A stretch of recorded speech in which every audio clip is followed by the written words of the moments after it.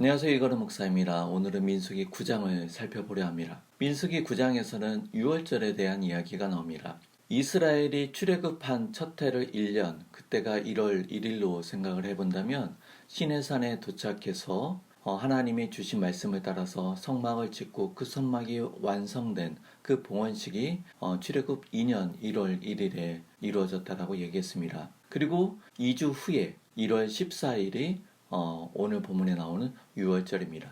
온 이스라엘 백성들이 유월절을 지켜야겠죠. 이 유월절은 하나의 절기 이상의 의미를 가지고 있습니다.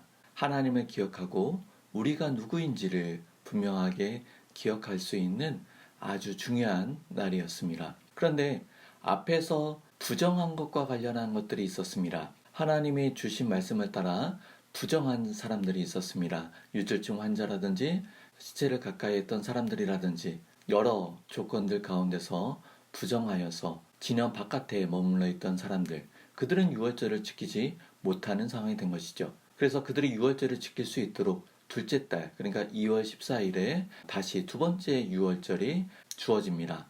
이 두 번째 유월절에는 첫 번째 유월절에 참여하지 못한 모든 이들이 참여해야 됐습니다. 이렇게 두 번째 유월절을 끝으로 그들은 시내산을 떠나 하나님이 이끄시는 그 약속의 땅을 향해서 첫 출발을 하게 됩니다. 15절 이후에 보면 구름기둥과 불기둥에 대해서 나옵니다. 성막에 구름기둥과 불기둥이 임재하고 또 구름기둥과 불기둥이 이끌면 짐을 챙겨서 이동을 하는 것이죠.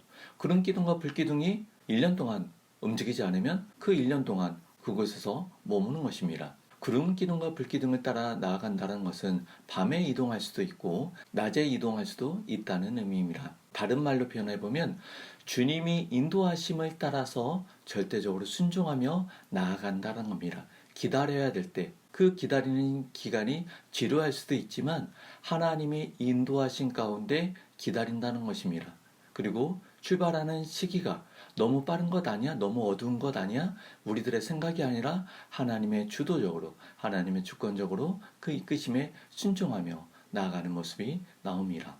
주변에 있는 타 종교들의 신전과 비교하면 굉장히 초라해 보이는 성막입니다. 하지만 이 구름기둥과 불기둥의 임재함을 통해서 하나님이 함께 하신다라는 그 가치와 의미가 더해졌을 때 하나님의 말씀을 따라 지어진 성막이기 때문에 눈에 보이는 화려함과 견줄 수 없는 아주 중요한 삶의 구심점이 됩니다. 이스라엘 진영은 이 성막을 중심으로 이들이 진영이 짜여져 있고 그리고 이 성막을 제일 선두로 해서 이동을 한다는 것은 이렇게 살아야 된다는 것을 하나님께서 말씀을 통해서 주셨고 이스라엘 백성들은 또 그렇게 순종하면서 나아가는 것이죠.